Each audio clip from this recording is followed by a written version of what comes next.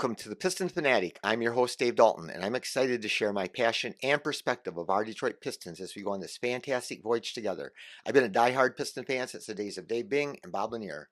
I've also been the varsity basketball coach of a very successful program in northern Michigan. I want to thank all of you for listening. Please subscribe if you haven't already. Our Detroit Pistons won another one. So 2 wins already, 106-92 over the New Jersey Nets, who were hot coming in. They were 3-3. They lost at least one of their games. I think it may be in overtime. They've been playing really well, and it was a nice win. We were behind 57-52 at halftime. Came back in the third quarter. We've been pretty strong in the third quarter consistently, and we pulled it out. So we went kind of going away, but Cade, it's funny, he had the streak that was very few players in the NBA history have done, where he started the season with consecutive games with 20 points and 6 assists. And tonight, late in the game, he got fouled, and I'm thinking he had 18 points, and I said, "Oh, he's going to do it." I didn't think he was going to do it because he hardly shot. Cade took one shot in the first 10 minutes, and he was in the first half. He was 3 for 5. He only took 5 shots in the first half. So, oh no, the streak's going to end, and then here he comes down to the stretch. He made some big buckets in the fourth quarter tonight, so that was good to see. But he missed the free throw. He made the first one and missed the second one, and so the streak ended. He had 19 points. So anyway, a lot of people get down on him, and he had way too many turnovers again tonight. So some of them were his fault. There was one time the ball was going out of bounds. Cade flies over there, hustles over there, reaches his arm way out, and has to whip it back in bounds, tries to save it, and so it counts as a turnover. He threw a pass to Duren, cutting down the lane, that Duren was going to have a dunk, and Duren dropped it. I'm pretty sure they counted that as a turnover for Cade, but not positive about that. But anyway, the Pistons had 11 turnovers in the first half, which is still got to be cleaned up, and they got to do better than that. Another thing I want to talk about, though, is I listened to all these podcasts, and how many people just, everybody was down on Ivy. Everybody saw how terrible Ivy was, and then now everybody's been saying how bad Duren is. He's had 2 bad games in a row, and and everybody's, oh yeah, Stu's great, yeah, and Stu is great, but Stu tonight he played 14 minutes and fouled out, and he got at the end of the game, and he didn't control himself. He got a flagrant foul or a technical foul, and so they made a bucket, and then all of a sudden now Stu gets a technical, and so they get to shoot free throws, and then they get the ball out, and the game was still contested at that time. It was still not locked up, and so that during the same thing, they got to be able to control. They're very physical.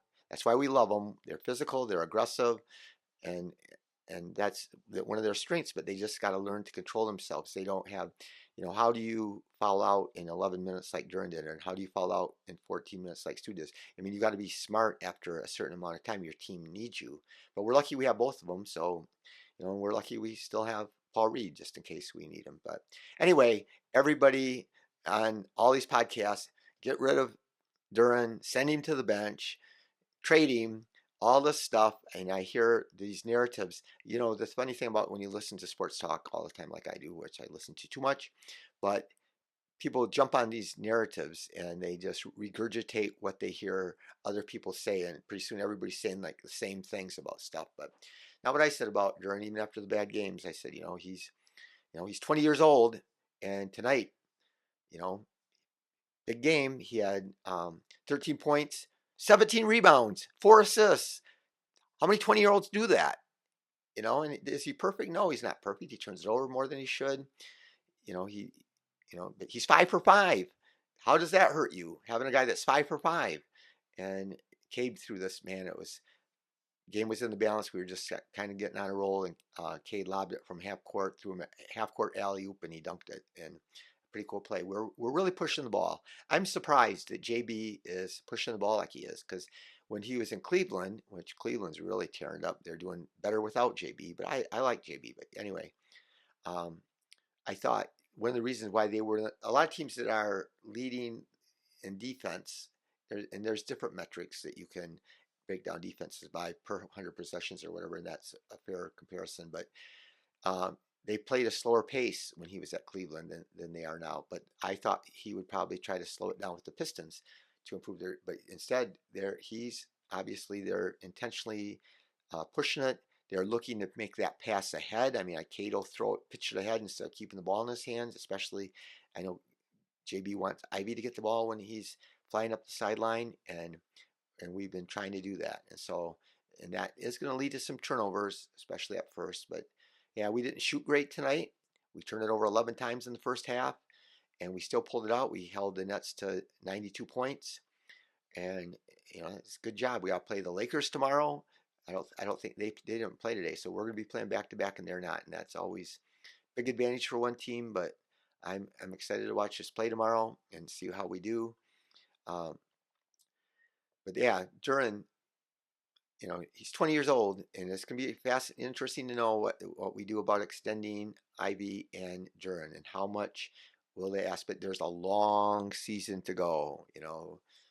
82 game season, and we played like 7 games. So another hot take I have. So I told you that earlier on a podcast, I said that they're not making the play in. A lot of people thought, oh yeah, we can make the play in, but I don't see that happening.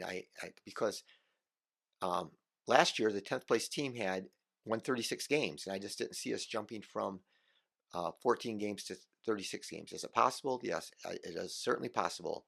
And I think there's teams that have jumped 22 wins. Cleveland did one year just recently when they first got Mitchell.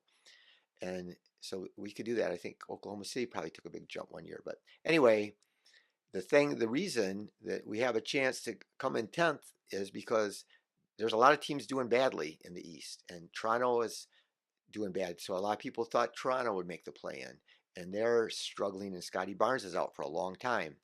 And then Atlanta's playing bad, and they got a whole bunch of guys injured. And so a lot of things can happen, and then everybody else is going to be tanking, and we're not. So as much as I want us, I mean, and I think I'm going to say it again. My dream scenario would be that we show lots of improvement, that we win 30 games or whatever, play really tough, and have the 5th worst record in the league, and get a high draft pick and jump up to the number 1 or number 2. That's my dream scenario. But is that going to happen? Probably not. We're not that lucky, but Utah is doing really bad, and so they're going to finish really low. And I mean, that doesn't affect the playoffs because they're in the West. And yeah, so there's just teams that everybody praises the Spurs. The Spurs are great. The Spurs are going to make the play-in, and they still can, but they're not off to that great. Everybody just Wemby's the greatest player. He's number 10 on ESPN's top 100, and he is. I do believe if he stays healthy, he will be one of the top 2 or 3 or greatest players in NBA history, because he just is so tall and so talented. But he's shooting terrible. He's shooting bad. I mean, we jump all over. Oh, Ivy's shooting crap. Everybody, Cade can't shoot. Everybody, and they're not great. They're consistent, but they're getting more and more consistent. And um, but everybody, you know, lets Wemby off the hook. Everybody lets Pop off the hook, and they're losing games. And he was like 1 for 5 against the Oklahoma City against Chet the other day. So anyway, it's just interesting to see what happens and what people's hot takes and people what they think that happens. But yeah, the Pistons didn't play great, but we won. So last year, we would have lost, and this year we won. And so we'll just see what goes on. We'll see what happens against the Lakers. I'm excited to watch them play. And it was a bummer that uh, Nick game. Everybody, not everybody, not all of you, but some people really hit the panic button and said we're going to be terrible again, and we still might have a bad record, but we've had one bad game out of 7, and so it's not bad, I think. And I think that we've shown signs of a lot of things, and our veterans haven't been great. They've been bad. A lot of these games we could have won if our veterans would have played, and they're starting to do better. Hardaway's had another good game. He came down in the fourth quarter, and he dunked it. I hadn't seen him dunking it forever, and he he dunked it, and then Cade comes down the next possession and does a reverse layup, and that puts us up 94-83, and with about 8 minutes left, and that was really, I think, a big turning point. Those back-to-back buckets. Beasley didn't shoot great again tonight. He has bad stretches, and he takes some tough shots, but he's 6 for 15 tonight, and that's not good. He's 4 for 11 on threes, but man, one time we had 1.8 seconds left, and we had the ball out on the sideline, and we get it to him, and he's running towards the corner, and he's falling away, and the guy's all over him, and he's right by the Nets bench, and he drills it, and big basket, and he had another big three later in the game. But he's 4 for 11 on threes, which is okay. It's not good though, but yeah, he's been inconsistent, but he had 18 points. He likes to shoot, and I do say the thing that concerns me, him and Hardaway aren't good defenders, and Hardaway had 0 rebounds and 2 assists, and Beasley had 1 rebound and 1 assist.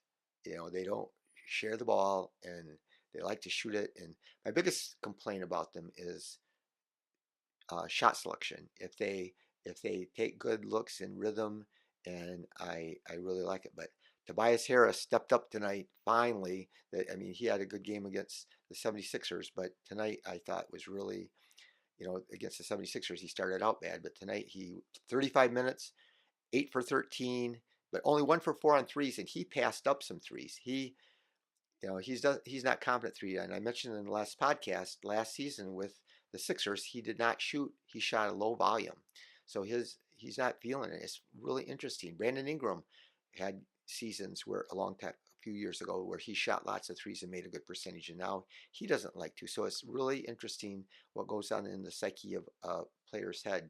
Again, like Stu shot like 2 threes all season. So, and he shot 38% on threes last year. Um, yeah, there was some good plays, and Duren was 5 for 5, and Cade threw him an alley oop from half court, and he dunked it. He had 5 dunks, I think, out of his place. But that's big. I mean, when you got a guy that's shooting 5 for 5, and he was 3 for 4 on free throws, he struggled from the line, but 17 rebounds, 4 assists, 1 steal, 3 blocks, and we're ready to trade him. We're ready to give up on a 20-year-old. So I'm not saying we might end up someday, but I just say it's way too early this far into the season. But it will be fascinating to see what we do with him and Ivy about the extensions.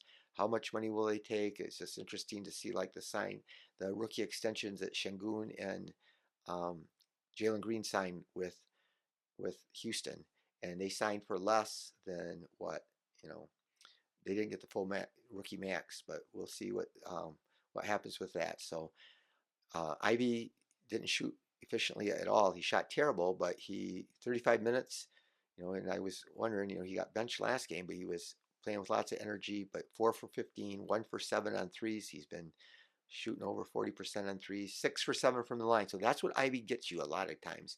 He can be a little inefficient, but what really the bottom line is, if you want to, look at what a player does for your team, you look at how many points they score on how many shots. So he took 15 shots, which is a lot, but he scored 18 points. And so scoring 18 points on 15 shots is not terrible. It's not great, but it's not terrible. So, he had 15 points. I'm sorry, he didn't. He scored 15 points on 15 shots, but he had 5 rebounds, 5 assists, 1 steal, 1 block. He had 4 turnovers, which is too many. Cade 35 minutes, 8 for 13. Like I said, he didn't shoot he shot 5 shots in the first half, and he made some good shots in the second half. He's only 1 for 4 on threes, and he had to shoot a shot right at the buzzer at one time. That was a little desperation, so that always hurts your percentage. But he was 2 for 3 on free throws. The one I said it stopped his streak of 20 points and 6 assists to start the season. But he had the 6 assists, he had 6 rebounds, but 7 turnovers, Cade. And here's the hard thing about turnovers. A guy could be cutting down the lane. You can throw him a pass. He threw a pass to Duren, and I'm not positive. I think they probably gave the turnover to Cade, but Duren fumbled and dropped the pass. And it should have been an assist. He would have had a dunk. He's wide open, and he just had the open lane, and he just had to catch it and dunk it, and he lost the ball. But another time the ball was flying out of bounds, and Cade hustles over there, jumps out of bounds, and whips the ball back in bounds, and he throws it away. So that's a turnover. And even though, all turnovers aren't equal, but anyway, he still had 7 turnovers, and that's way too many. But he had 19 points. Beasley, 29 minutes, 6 for 15. He said it's not great, but he had 18 points. Fontecchio still is a mystery. He's never got into the rhythm. He's played 24 minutes. I mean, that's what he deserves. I mean, he's 1 for 6 and 1 for 4 on threes, but he's 4 for 5 on free throws and had 8 rebounds. So, I mean, he does give you something. Like I said, Hardaway and Beasley don't give you much on those, but I just am waiting for him. So I think our team can really turn it around if he ever starts really playing like I know, like he did last year. But he had lots more opportunities. He had a lot more confidence. He started and averaged like 18 a game and shot 43% or something on threes and over 50% on twos. And so again, Holland didn't play a lot, and he did okay, but he wasn't much of a factor. But it's still really good. He's getting all these opportunities to see what happens. It is interesting that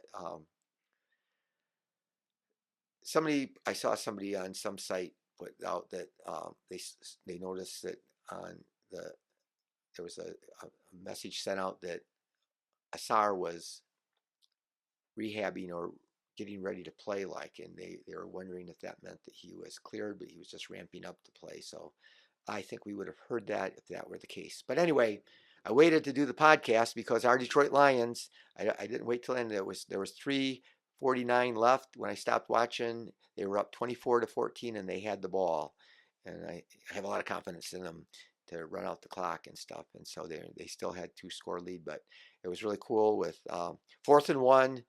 What are we going to do, Lions fans? We're going to go for it, obviously, from the 15-yard line, 4th and 1. And what Gibbs breaks through the line. I love Gibbs, and he got a touchdown. So that put us up by a lot. But yeah, the Lions are rolling. It's really exciting to have them doing that well.